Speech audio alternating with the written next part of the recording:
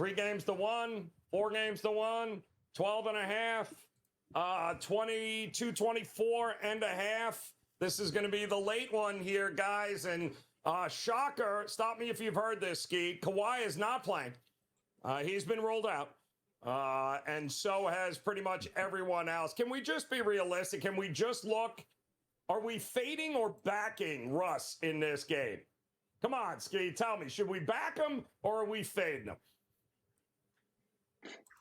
Well, in this particular situation, you should back him just because there's nobody else on the team. He's the only one to kind of, or not the only one, but he's going to be the guy trying to lead them to a victory in this game if he can. And so I'm not going to talk anybody off his props. Am I a big Russ fan? Absolutely not. But you could probably bet on him tonight. You guys know how I feel. I've been saying it all year long. I say it every single year. Clippers are going to clip. I don't care who's on the team. I don't really care what the situation, especially when you have two injury-prone guys like Kawhi and Paul George. So I'm not surprised that we're in the situation that we're in today. And I would look towards Phoenix just because I feel like they're starting to get a little bit more cohesion offensively, and they have way more firepower right now as far as who is available. So only way to play this game is Suns minus the number. In my eyes, I just didn't get to the window with it yet. It's I don't know, Finn. What are you thinking here, man? Can Russ and company, can they extend this series, or are we just, hey, thanks Kawhi and Paul George for not being available? Well, I guess let's all raise our glasses and a little cheer, maybe some applause for Westbrook for showing up in the series, right? I mean, let's give him. He's got to be exhausted. He played pretty well in front of the hometown crypto fans there. Averaged over 30. I think his slash line was for 36 and 7, something like that, over the last 3 games. He's exhausted.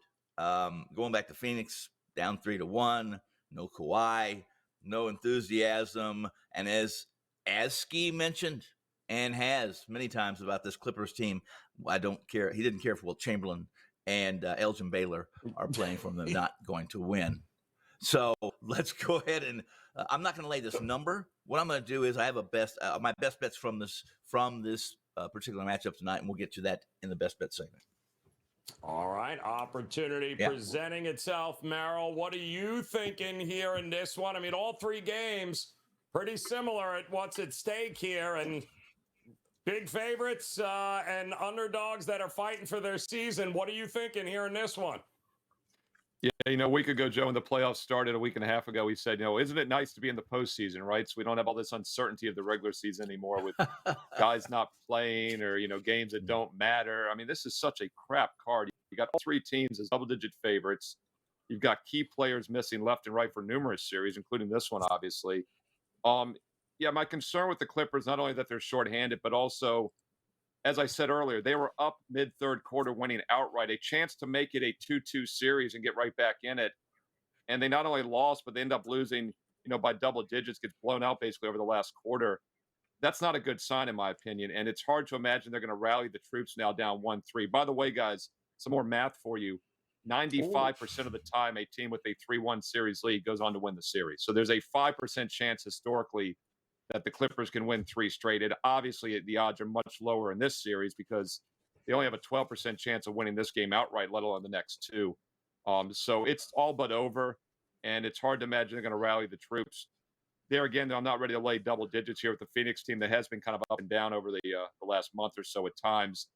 I do agree that it's hard to imagine them doing anything without Russell Westbrook doing everything, and he's not the type of guy that's gun shy. I think he will carry this team, and seems kind of obvious, seems kind of over a square, but he might shoot 20% from the field and still go over all of his props tonight. So I think Westbrook overs would be the only way I'd play this game. Only looking at Westbrook and the over here. Points, PRA, you name it. And yes, it is absolutely us versus those stinking bookies, without a doubt.